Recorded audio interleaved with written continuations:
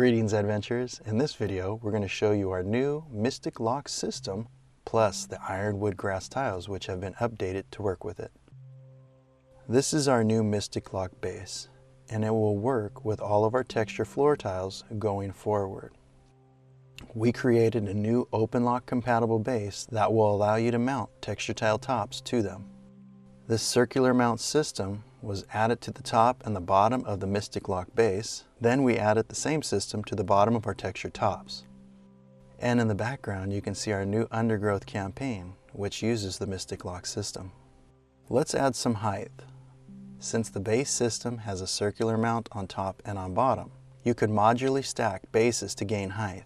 However, in an effort to not have to print extra bases for stacking, and to save on some PLA, we came up with a spacer.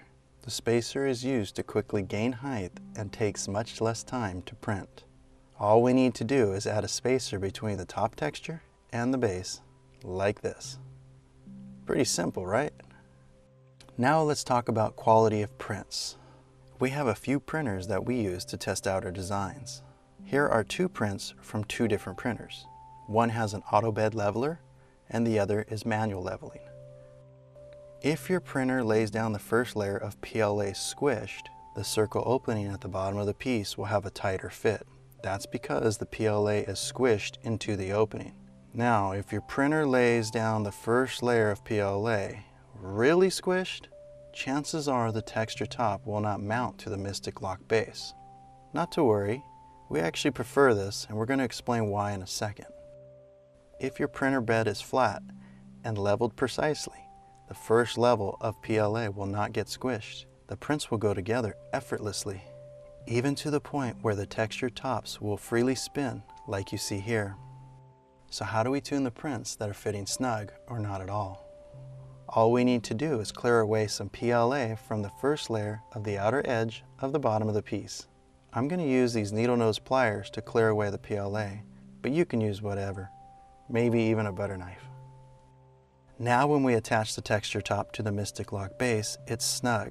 If it's too tight, you're going to want to go back and clear away a bit more PLA. It's that easy. As you can see, the texture top really grabs onto the base, which is what we prefer. See how the texture top doesn't easily come apart from the base? And it surely doesn't spin. It's nice and snug. Okay, that being said, you don't ever want to clear away the PLA on the top lock of the base. Only clear away the PLA on the bottom circular lock of the texture tile top or the base itself.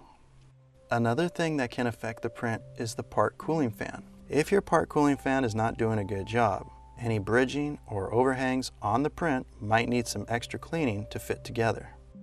Here's an example of the piece where the printer part cooling fan failed its dexterity check. You can see in this print how the bridging is very messy. However, in this one, the bridging is very clean. Well, that brings us to the end of this video. We hope this information was helpful.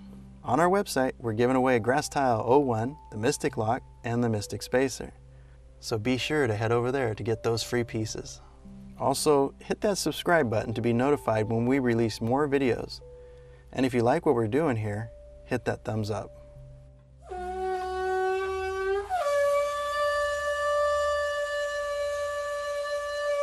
We wish you good fortune in the adventures to come.